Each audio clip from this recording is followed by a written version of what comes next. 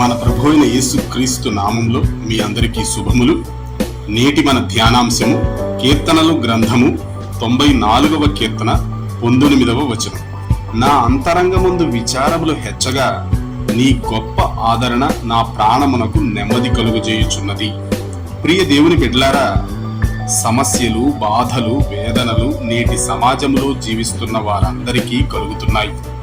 అయితే కష్టాలు వచ్చినప్పుడు మనము ఏం చేస్తాము అనే దానిని బట్టి మనమెంత గొప్ప స్థితికి వెళతాము అనేది ఎక్కువ శాతం ఆధారపడి ఉంటుంది. గమనించండి ప్రియ విశ్వాసులారా, మనం చదువుకున్నటువంటి వాక్య భాగాన్ని చూస్తే, నా అంతరంగమందు విచారములు హెచ్చగా నీ గొప్ప ఆదరణ నా ప్రాణమునకు నెమ్మది కలుగజేయుచున్నది.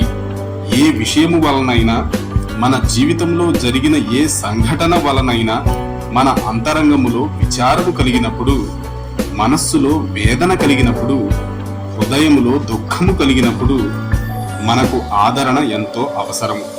ఆదరణ కోసం మన ప్రభువైన యేసుక్రీస్తును మనము ఆశ్రయించాలి. అప్పుడు ఆయన ఇచ్చే గొప్ప ఆదరణను మనము పొందుకోగలము. అలా మనము పొందుకుంటే మన హృదయములో నెమ్మది కలుగుతుంది. కష్ట నష్టాలలో అటువంటి నెమ్మదిని మనము పొందుకోవాలి. అప్పుడు కష్ట నష్టాల వలన విసిగి వేసారిపోయిన మన ప్రాణం తెప్పరిల్లుతుంది. ఆలోచించండి ప్రియ విశ్వాసులారా, ఈనాడు క్రైస్తవ లోకాన్ని మనము గమనిస్తే, హృదయ వేదన కలిగినప్పుడు అనేక మంది విశ్వాసులనబడుతున్న వారు మనుషుల వైపు, లోకము వైపు చూసేవారుగా జీవిస్తున్నారు. ఇది ఎంతో విచారకరం.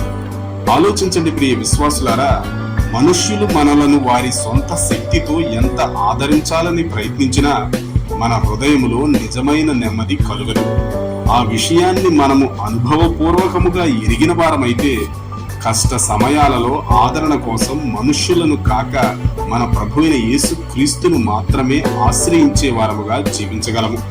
అలా చేసి దేవుడిచ్చేటువంటి నెమ్మదిని పొందుకొని కష్ట సమయాలలో కూడా విజయవంతమైనటువంటి క్రైస్తవులముగా మన ప్రభువును మహిమపరుస్తూ జీవించగలము.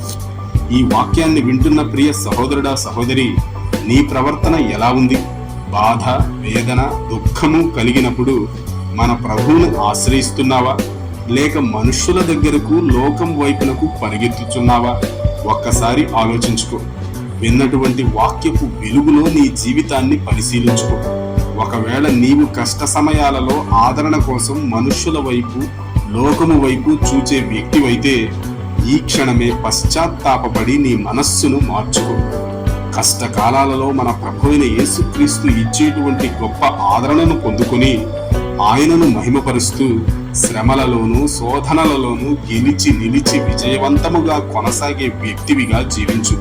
ఆ విధంగా జీవించడానికి మన ప్రభువైన యేసుక్రీస్తు ఈ వీడియోను చూస్తున్న వారందరికీ సహాయము చేయును గాక.